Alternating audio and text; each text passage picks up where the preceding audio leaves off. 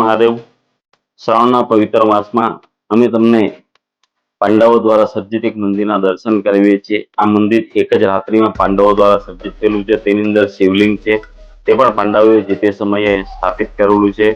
આ મંદિર ઉપર નિર્બત વેગળાએ ચડાઈ કરી અને શિખર તોડી પાડવાનો પ્રયત્ન કર્યો. શિખર તોડ્યા બાદ મંદિરના જે સ્તંભ હતા તે સ્તંભ તોડવા જતા સ્તંભમાંથી એવો ભયંકર અવાજ આવ્યો કે રાજાએ પણ ખુદ આ સ્થળ છોડી અને જતો રહેવું પડ્યું. તો એક પવિત્ર મંદિર છે.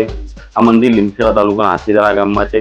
હાથીદરા ગામનું નામ હાથીદરા કેમ પડ્યું? હડપ નદીના કિનારે મંદિર છે, તો હડપ નદીનું નામ હડપ નદી કેમ પડ્યું? અમારો એ સંપૂર્ણતાનો ઇતિહાસ છે. એટલો બને એટલો તમને સચોટ અને સારું બતાવવાનો પ્રયત્ન કરેલ છે. તો આ મંદિર વિડીયોને સંપૂર્ણ જોજો અને સારું લાગે તો તમારા મિત્રોને શેર કરજો. હર હર મહાદેવ. એક જ રાત્રિમાં પાંડવો દ્વારા હસ્તેશ્વર મહાદેવ મંદિર છે. આ મંદિર લીમખેડા તાલુકાના હાથીદરા ગામે આવેલ છે. લીમખેડાથી ઝાલોદ તરફ ફક્ત 1 કિલોમીટરના અંતરે આવેલ છે આ મંદિર. સૌપ્રથમ હાથીદરાનું નામ હાથીદરા કેમ પડ્યું એના વિશે જાણીએ તો આ જ તાલુકામાં એક હાથિયાવન કરીને ગામ છે. આ હાથિયાવન એટલે આ વિસ્તારમાં એ જમાનામાં હાથીઓનું વન હતું, જેથી તેનું નામ હાથિયાવન પડ્યું હતું. જે તમામ હાથીઓ આ હાથીદરા ગામમાં જે હડફ નદી છે તેના દરામાં પાણી પીવા માટે આવતા હતા, જેથી આ ગામનું નામ હાથીદરા તેવું નામ પડ્યું છે. હસ્તેશ્વર મહાદેવ મંદિર પાછળ એક નદી આવેલી છે, તે નદીનું નામ છે હડપ નદી. તો હડપ નદીનું નામ હડપ નદી કેમ પડ્યું એ જાણીએ તો આ વિસ્તારમાં એક હિડમ્બા નામની રાક્ષસી રહેતી હતી, જેના પરથી આ નદીનું નામ હડપ નદી એવું પડ્યું. આ મંદિર મોટી શિલાઓમાંથી બનાવવામાં આવ્યું છે. આ વિસ્તારમાં પહેલા એક નગરી હતી એવું માનવું છે. આ જે વિસ્તાર છે ઉજ્જૈન નગરીનો એક ભાગ છે. આજે પણ આ વિસ્તારમાં ખોદકામ દરમિયાન જૂની ઈંટો તેમજ મોટી મોટી શિલાઓ મળી આવે છે. આ મંદિરમાં એક શિવલિંગ છે, તેનો જેટલો ભાગ ઉપર જોવાય છે એટલો જ ભાગ જમીનની અંદર છે, તેમજ મંદિરનો પણ એક માળ જમીનની અંદર હોવાનું મનાય છે. એ જમાનામાં આ મંદિરમાં પૂજા કરવા માટે બે અલૌકિક પુરુષો આવતા.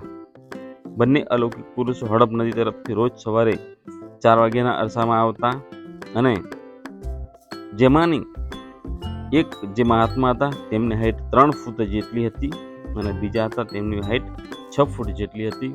જે 3 ફૂટવાળા જે સંત હતા તેમને જેટલી હાઈટ હતી એટલા જ પ્રમાણમાં તેમને વાળ પણ તેટલા લાંબા હતા, એટલે તેમની જટા પણ તેમની હાઈટ પ્રમાણે લાંબી હતી.